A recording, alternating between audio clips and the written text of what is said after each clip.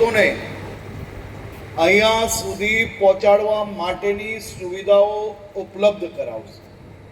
તમે કલ્પના કરો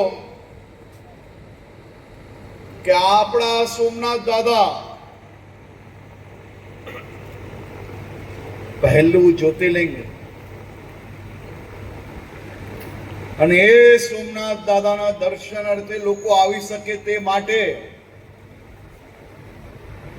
જો એક પછી એક કોઈ પ્રયાસ કરવામાં આવ્યા હોય ને, તો એનો શ્રેય માત્ર ને માત્ર નરેન્દ્રભાઈ મોદી સાહેબને જ આપવો પડે.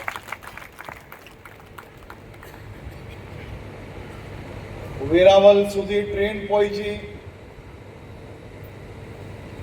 જે ટ્રેનનું કનેક્શન આપણે મળતું નહોતું એવી ટ્રેનો અહીંયા આવી.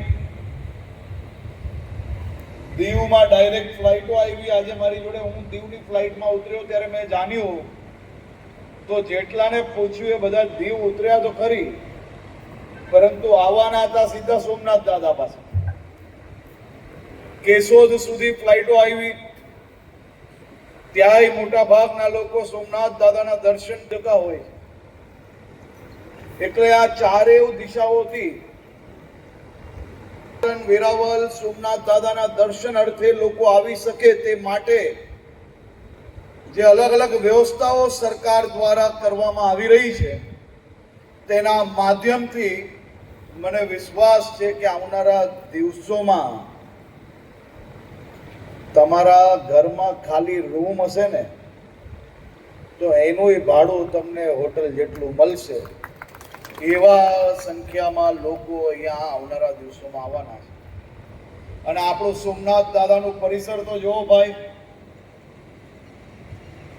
કેવું સુંદર પરિસર બની ગયું છે.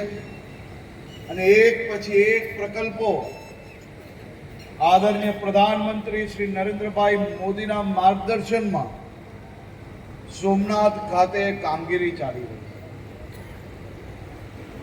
સફાઈની કામગીરી તો બધાએ જોઈ જશે.